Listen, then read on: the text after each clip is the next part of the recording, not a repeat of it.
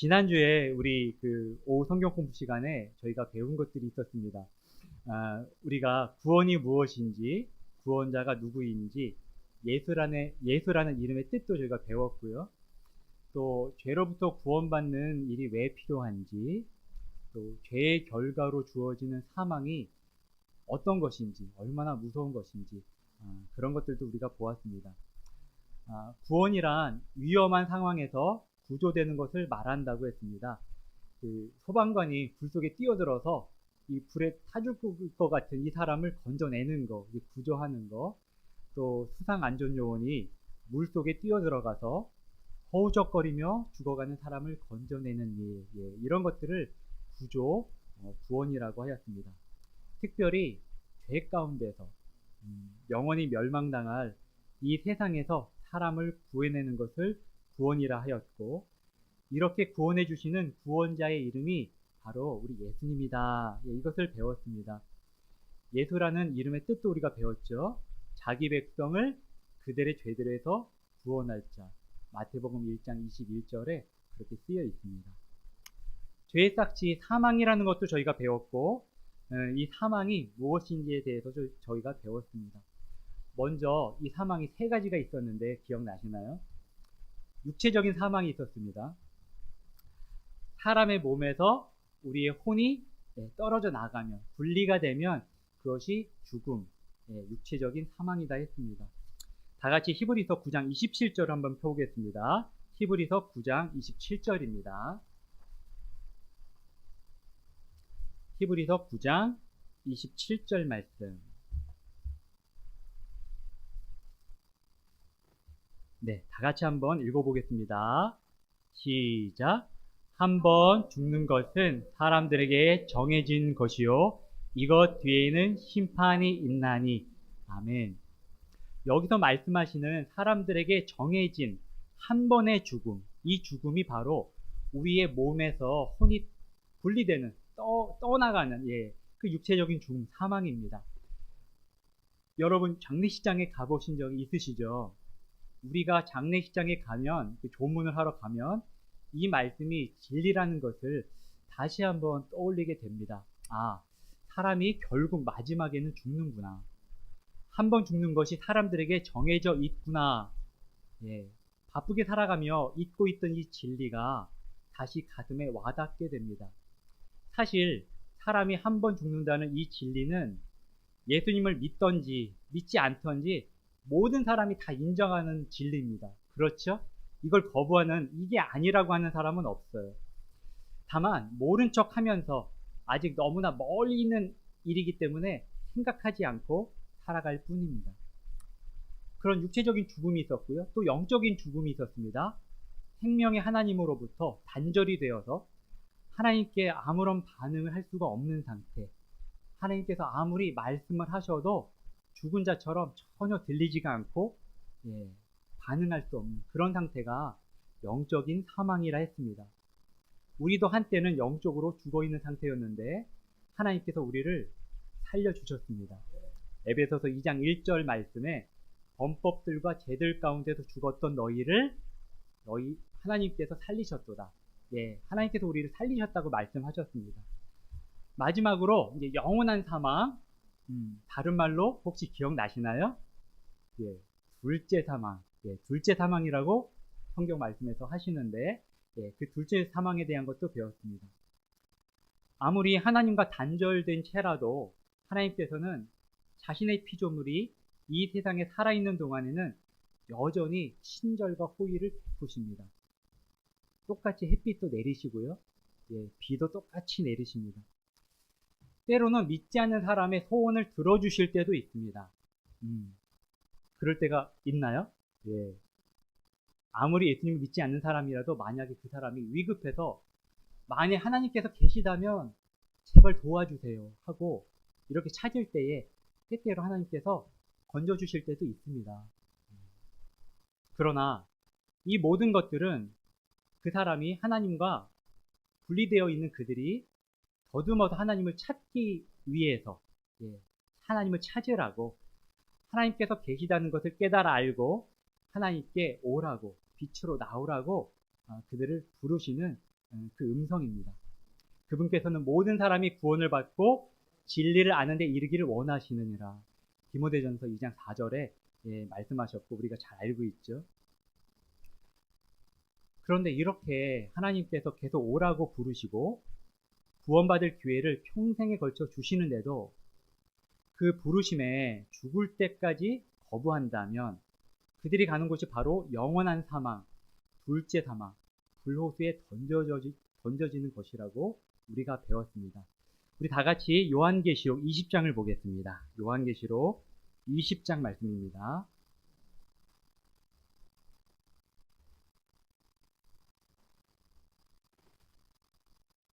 요한계시록 20장 14절, 15절 말씀을 보겠습니다.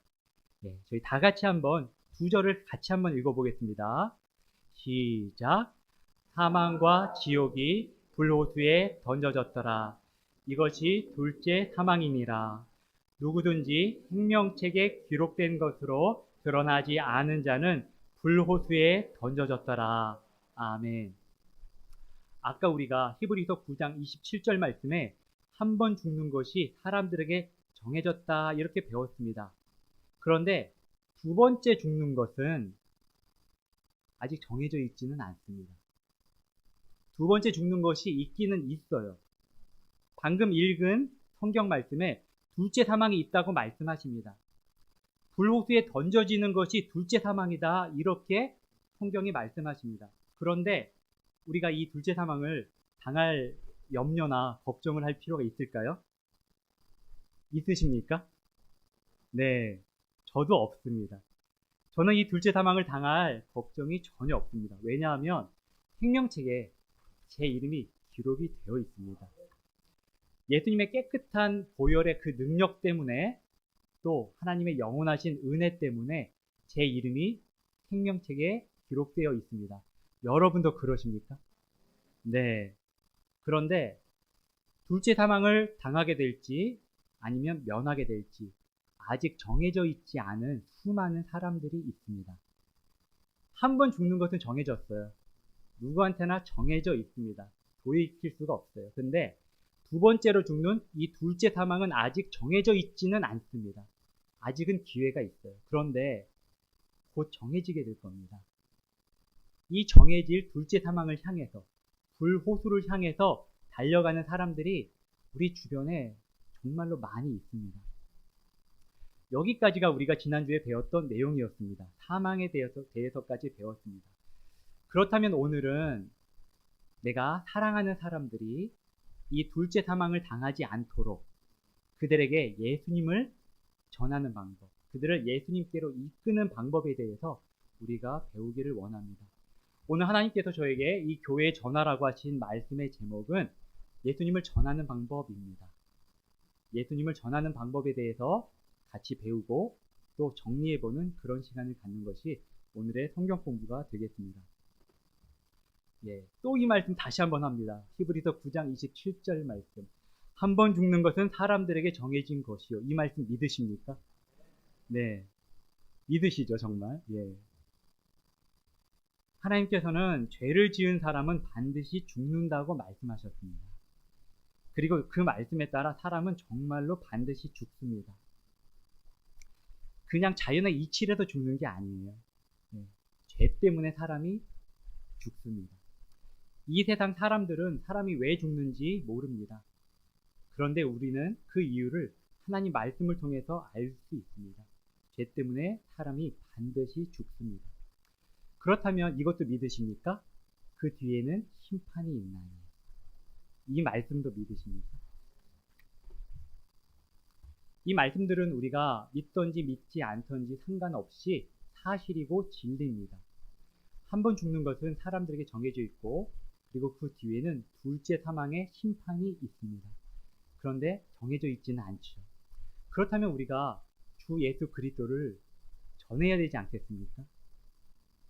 예수님만이 이 둘째 사망을 피할 수 있는 유일한 피난처가 되십니다. 복음을 전하는 일은 그리스도인에게 가장 중요한 본업입니다. 우리 직업이 무엇이든지 상관없이 우리 그리스도인이라면 우리가 해야 될 정말 우리의 일은 예수님을 전하는 일입니다. 사람의 생명을 구해내는 일보다 이 세상에 더 중요한 일은 있을 수 없습니다. 그것도 영원한 사망에서 사람을 구해내는 일은 너무나 소중하고 가치가 있는 일입니다. 그런데 그 일을 어떻게 할 수 있을까요? 어떻게 우리가 예수님을 전할 수가 있을까요? 예수님을 전하는 방법, 첫 번째는 매일매일 예수님과 교제하기입니다. 매일매일 예수님과 교제하는 것이 예수님을 전하는 첫 번째 방법이 되겠습니다. 예수님과 교제하지 않고서 예수님을 전한다는 것은 사실 거의 불가능에 가깝습니다. 물론 누구한테나 내가 아는 예수님 믿으세요, 또 우리 교회 좀 나오세요 하고 이야기할 수 있습니다. 그것도 아주 가치 있는 일입니다. 우리가 그렇게 해야 되죠. 하지만 나와 친하지도 않은 누군가를 어떤 사람에게 소개시켜 주는 것은 좀 어색하지 않겠습니까? 쉬운 일이 아닙니다. 어떤 사람에게 내가 잘 알지도 못하는 누군가를 데려와서 여보세요, 이분과 좀 만나서 대화 좀 해보세요. 내가 잘 아는 분은 아닌데 되게 좋은 분 같아요. 이렇게 소개한다면 좀 이상하지 않을까요? 하지만 내가 정말로 친한 누군가를 어떤 사람에게 소개시켜 주는 것은 신나고 즐거운 일이 될 수 있습니다. 그에 대해서 해주고 싶은 말이 너무나 많이 있어요. 왜냐하면 나하고 아주 가깝고 친한 분이니까. 우리는 예수님과 매일매일 교제하면서 항상 친근하고 가까운 사이여야만 합니다. 예수님과 매일매일 교제하면 우리는 죄를 짓지 않고 피해갈 수 있습니다. 예수님하고 매일매일 교제하면은 이 세상이 주는 것 말고 진정한 기쁨, 진정한 행복이 무엇인지 알 수가 있습니다. 예수님과 매일매일 교제하면 우리는 그분을 다른 사람에게 소개를 해줄 수가 있습니다. 다 같이 고린도전서 1장 9절 말씀을 보겠습니다. 고린도전서 1장 9절입니다.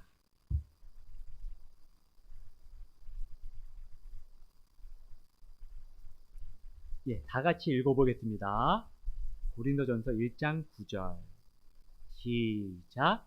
너희를 부르사 자신의 아들 예수 그리스도 우리 주와 교제하게 하시는 하나님은 신실하시도다. 아멘. 네.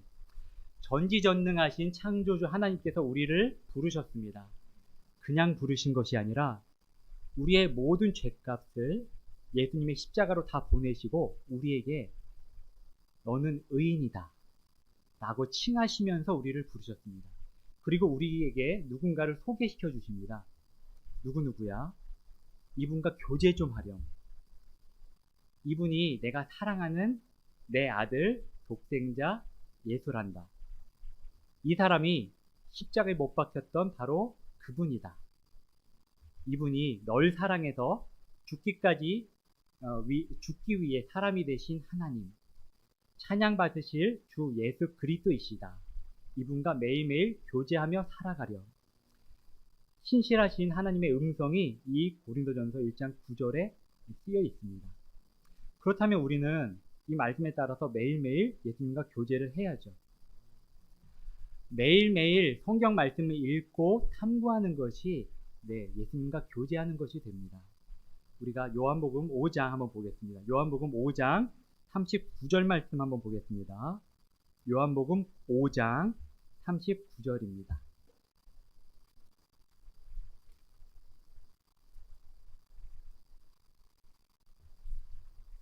다 같이 한번 읽어보겠습니다. 시작. 성경 기록들을 탐구하라.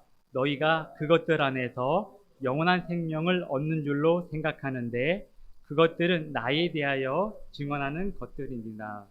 아멘. 이 성경책 안에 기록된 것들은 모두 예수님에 대해서 알려주는 진리들입니다. 이 성경책 안에 있는 구원의 진리를 통해 우리가 예수님을 믿었고 구원을 받았습니다. 그렇다면 우리는 이 성경책 안에 있는 예수님에 관한 진리들을 통해 그분이 얼마나 좋으신 분인지 점점 더 알아가고 그분과 교제하며 더욱 가까워질 수가 있습니다. 우리가 매일 성경 말씀을 읽고 단톡방에 이 사랑의 하트를 저희가 보내죠. 하나님 저 오늘 이렇게 성경 말씀 읽었습니다 하고 그 표시로 하트를 보냅니다. 너무나 잘 하고 계십니다. 저도 그렇게 하고 있습니다.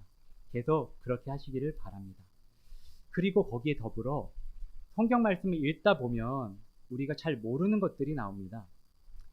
그 중에서 궁금하고 또 알고 싶은 것들을 이렇게 한번 그 내용을 적어 보시기 바랍니다. 그렇게 적어 놨다가 나중에 우리 목사님께 물어볼 수 있습니다. 목사님, 이 말씀이 이게 무슨 뜻이죠? 하고 저희가 그렇게 교제할 수 있죠. 또 직접 찾아볼 수도 있습니다. 또 성령님께서 깨닫게 해주실 때도 있습니다. 이 모든 것들을 매일매일 계속 하시고 이 모든 것을 기도로 시작하시고 기도로 끝마치시기 바랍니다. 지혜의 영이신 성령 하나님, 제가 지금 성경 말씀을 읽으면서 예수님과 교제하기를 원합니다. 잘 깨닫게 해주세요. 제가 예수님을 발견하도록 도와주세요. 이렇게 기도로 시작하고 감사의 기도로 끝마치시면 됩니다. 그렇게 매일매일 신실하게 하는 사람은 결국에는 예수님과 아주 가까워집니다. 예수님이 얼마나 귀하고 좋으신 분인지를 알게 됩니다. 그래서 그분을 저절로 전하고 싶어집니다. 이것이 우리가 오늘 배우고자 하는 예수님을 전하는 방법, 첫 번째 방법이 되겠습니다. 자, 두 번째를 보겠습니다. 예수님을 전하는 두 번째 방법입니다. 두 번째 방법은 불쌍히 여기는 마음을 갖는 것입니다. 불쌍히 여기는 마음을 갖는 것. 저희 마태복음 9장 한번 보겠습니다. 마태복음 9장입니다.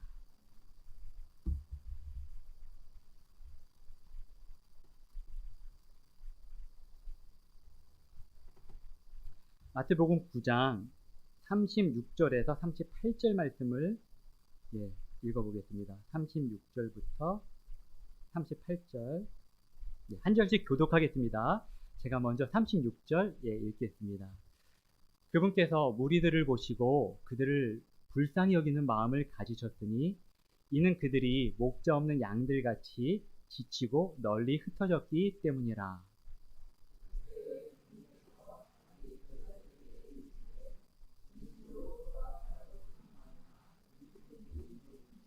그러므로 너희는 수확하시는 주께 기도하여 그분께서 자신의 수확밭에 일꾼들을 보내실 것을 청하라 하시니라. 예수님께서 무리들을 보셨습니다. 그런데 그들이 목자 없는 양들같이 지쳐 있어요. 지금 이 세상을 살아가는 사람들과 우리들과 비슷하지 않습니까? 우리가 살아가는 인생길은 우리를 지치게 하는 고된 길이기도 합니다.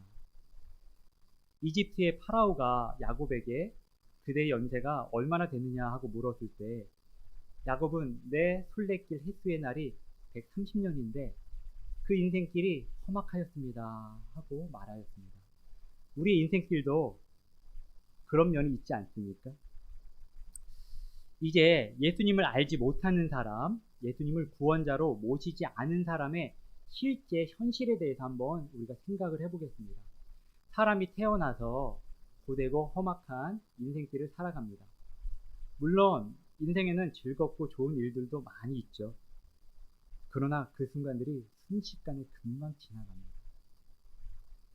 결국 이 사람이 죽음 앞에서 내 인생길이 고되고 힘들었다는 고백을 하게 됩니다. 누구나 그렇게 고백을 합니다. 그리고는 이 사람이 죽었어요. 그것이 끝이라면 괜찮습니다. 인생의 즐거움도 맛봤고 또 어려움, 고통도 맛봤으니 그걸로 됐다, 잘 살았다 하고 생각하면 됩니다. 그리고 끝내면 됩니다. 그런데 하나님께서는 공의의 하나님이십니다. 그 사람의 삶이 아직 끝나지가 않았어요. 그 사람의 몸은 심판받기 위해서 다시 부활합니다. 그리고 흰 왕자에 앉으신 분께 불려서 나갑니다. 그리고 자신이 행한 행위들이 적혀있는 책들이 펼쳐집니다. 그 책들에 기록된 것들에 근거해서 심판을 받게 됩니다. 그 사람이 아무런 변명을 할 수가 없습니다. 그는 살아있는 동안에 벌써 하나님의 긍휼과 은혜를 많이 받았어요. 자신이 죄인이라는 것도 사실 스스로 알고 있었습니다. 예수님을 믿을 수 있는 기회도 있었습니다. 그러나 그는 결국 예수님을 거부했고 자신이 자신의 죄를 처리하겠다 고집했습니다. 그래서 그 고집대로 지금 불호수에 던져지는 둘째 사망을 당하고 있습니다. 이것이 그 사람의 진짜 끝입니다.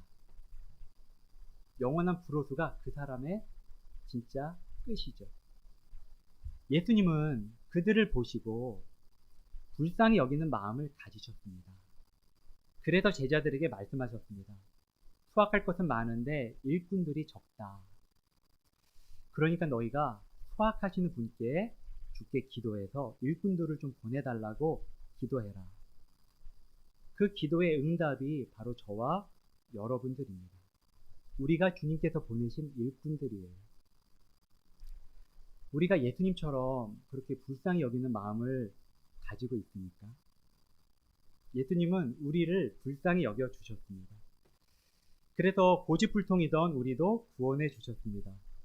이 말씀에 동의하십니까? 예, 저는 전적으로 동의합니다. 우리는 불호수에 던져지게 될 사람들을 보면 불쌍한 마음이 들어야 합니다. 그 사람과 세상 것들을 이야기하느라고 바빠서 불호수 같은 건 다 잊어버리고 나는 안 가니까 괜찮다. 예, 이렇게 생각하는 것은 우리의 마음일 수 없습니다.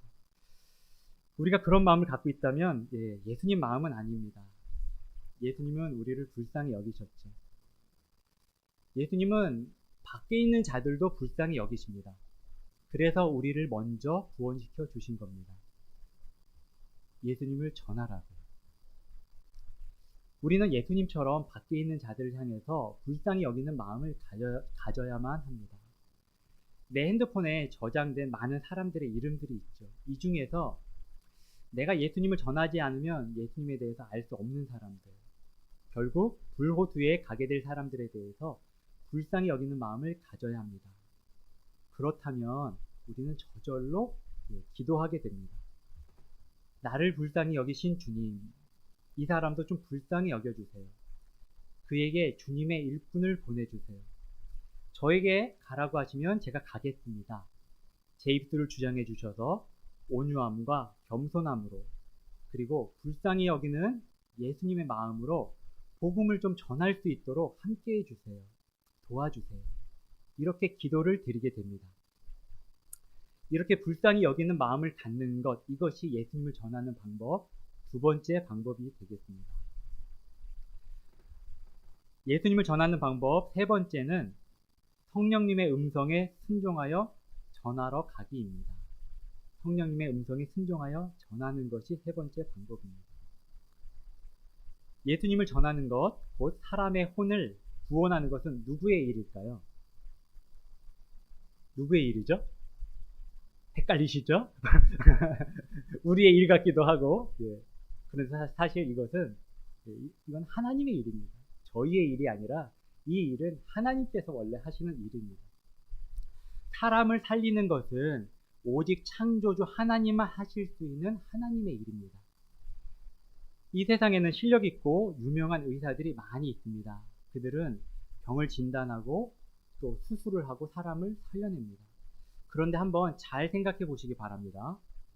그 의사가 칼로 배를 가르고 암덩어리를 찾아내서 제거하고 피가 부족하지 않게 수혈을 하면서 수술을 잘 끝내고 그리고 배를 꿰맸습니다. 그런데 만약 회복이 안 된다면요? 수술은 잘 됐는데 회복이 안 되는 겁니다. 칼로 갈랐던 배가 붙어야 되는데 살이 재생이 안 됩니다. 칼로 암덩어리를 제거하고 찾아낸 이 장기들이 다시 잘 움직여줘야 되는데 움직이지를 않아요. 그러면 그 사람은 살 수가 없습니다. 죽게 되겠죠.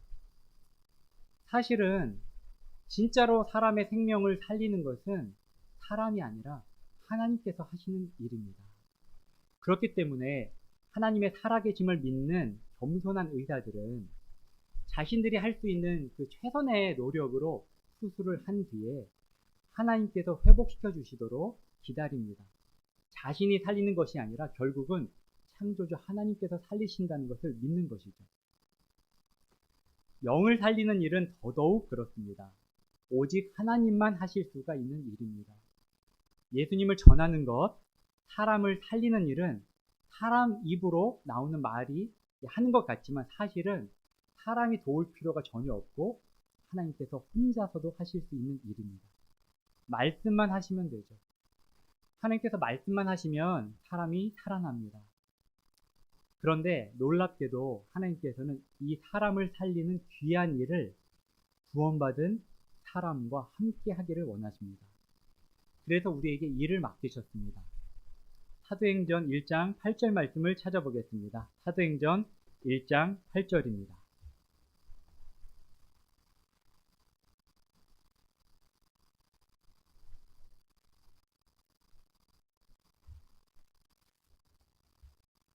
사도행전 1장 8절 말씀 다 같이 한번 읽어보겠습니다.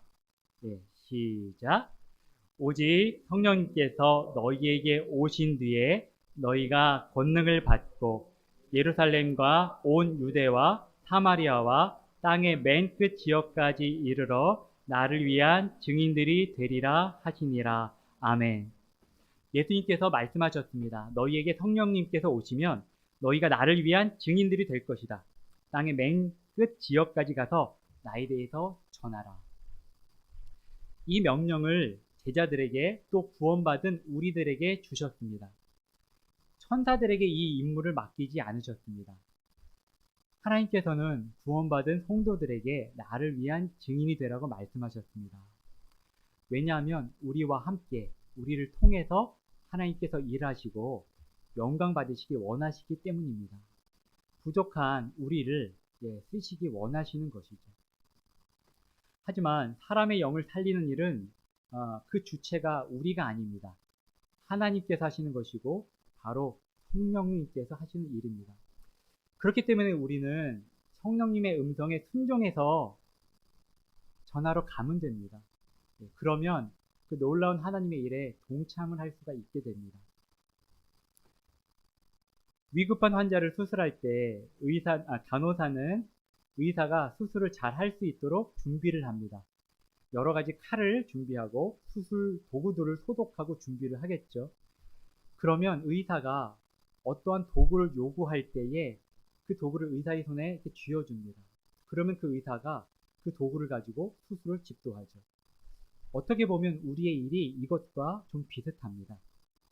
우리는 혼과 영과 또 몸을 찔러 둘로 나누기까지 하는 이 하나님의 칼, 곧 하나님의 말씀을 우리 마음속에 준비를 합니다. 그러면 성령님께서 사람을 수술하시기 원하실 때 우리를 부르시죠. 우리는 그 음성에 순종해서 하나님의 말씀을 우리 입술을 통해 전해주면 됩니다.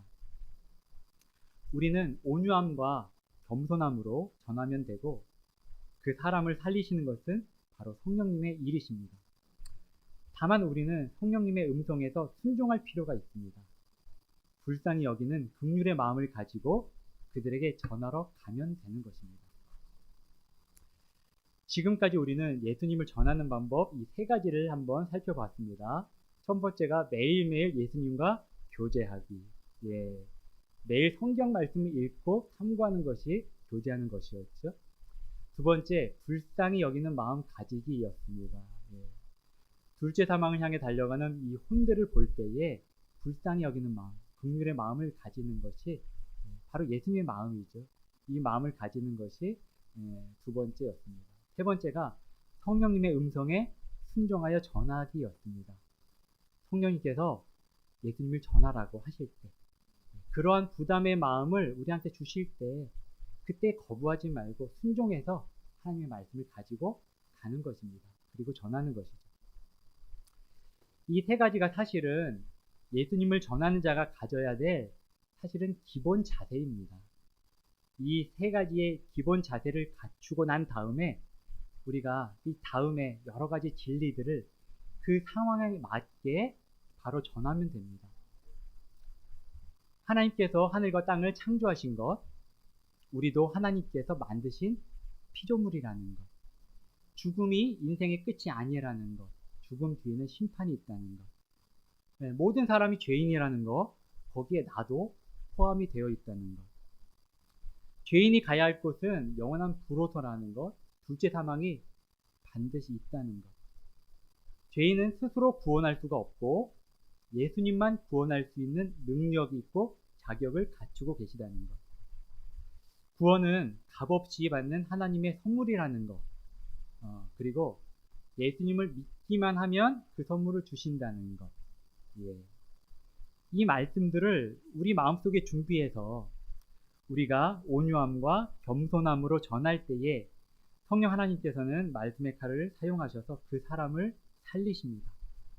그 경험을 해본 사람은 하나님 말씀의 능력을 알고 있습니다.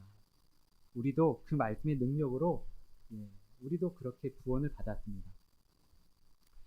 더럽던 사람의 입술을 사용하셔서 거룩한 하나님의 말씀이 나오게 하시고 사람을 살리시는 놀라운 하나님의 섭리를 깨닫게 됩니다.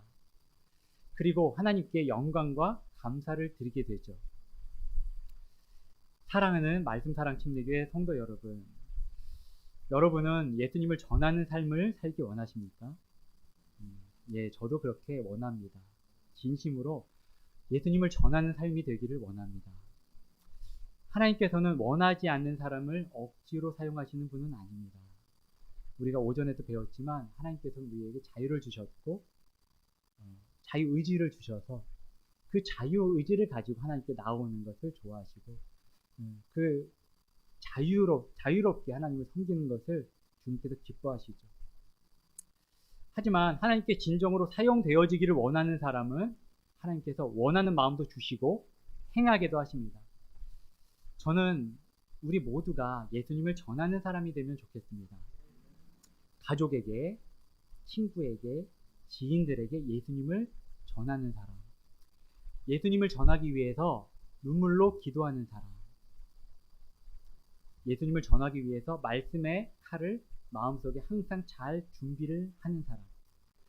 그 사람은 이 세상을 살면서도 하늘의 화평과 기쁨을 누립니다.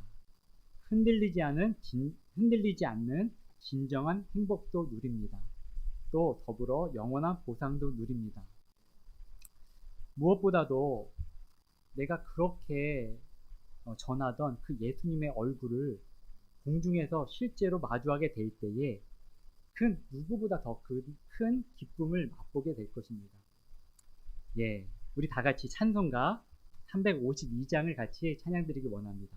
찬송가 352장 우리 임경성 선생님 나오셔서 인도해 주시겠습니다.